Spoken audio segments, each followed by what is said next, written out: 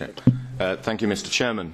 Thank you, ladies and gentlemen. Thank you for the rapporteur for actually producing this document and making it, once again, absolutely clear where the direction of the Commission and its supporters are in terms of regulating the City of London in the United Kingdom, the largest financial market in Europe and one of the most important of ensuring that jobs are here.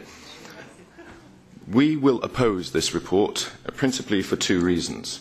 Firstly, we oppose the growth of three regulators to extend beyond their reach of what's been agreed previously in this Parliament and in this committee for the powers that they will seek, and it's intriguing actually to hear from the shadow rapporteurs who are suggesting that for years to come there will be greater regulation of financial services across Europe, and therefore there will be a need for increasing powers and increasing staff. We think this is the wrong direction, and we should actually be looking at reducing the size of these institutions and the regulations to ensure that businesses are able and capable of growing. The second main reason why we oppose this report is that actually the request for fees to be paid for by the market participants is effectively taxation by the back door by the European Union on these institutions. This has not been agreed by governments, this has not been agreed in any treaties, and therefore it is wrong in principle.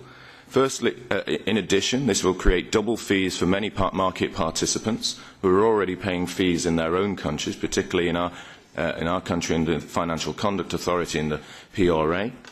This does not mean that they will pay less. Is there going to be some sort of agreement that if they pay for the European Union's regulators, they get reductions in the UK? I don't think that's going to happen. The long-term effects I've suggested already are going to be a negative. And actually asking for financial services to pay for their own regulators and effectively these parts of the committees and the commissions here not only extends a principle that becomes worrying. Are we therefore going to suggest in other committees within other parts of the Parliament that those committees dealing with fisheries should have the fishing industry have to pay for the regulators on their side? Should those involved in manufacturing in the car industry in Germany have to increase fees and pay the European Union for any regulations that look upon them? This is flawed in principle, it's against the treaties, and therefore we will oppose it. Thank you again, Mr. Chairman. Thank you, Mr. Backer. It's difficult not to disagree with your three pillars in that you want to increase jobs and growth within the European Union, that there is indeed financial difficulties and we want financial stability, and the banking sector is not yet to return to a stable point, and indeed that one should cut the cloth of the way that you spend for sensible purposes. I actually thought you'd actually taken those three paragraphs from UKIP's European Manifesto document, so I'm really grateful that we can agree on that. However, your report is flawed, both in its analysis of certain sectors and also the solution is economically flawed. Firstly, when you talk about point 3, you point to the euro area and euro risk falling further behind other regions and therefore making the EU less attractive for investment from within and outside the EU. Maybe you miss a sentence that it's also perhaps unattractive also to be a member of the EU.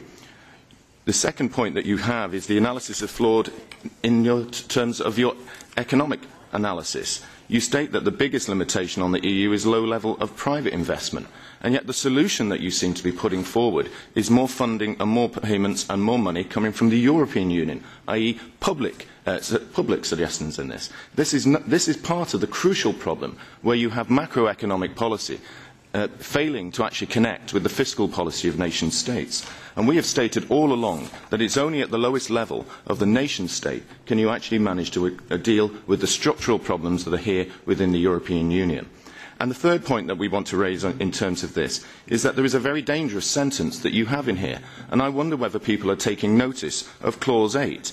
Because when you say, calls in this connection on the future Commission to put forward a proposal on the single external representation of the euro area based on Article 138 TFEU, the effect of that is the end of fiscal and economic sovereignty of every nation within the European Union. You are passing everything to the European Union and removing it from the nation state. Is that your intention? If so, this is a very dangerous sentence. Thank you.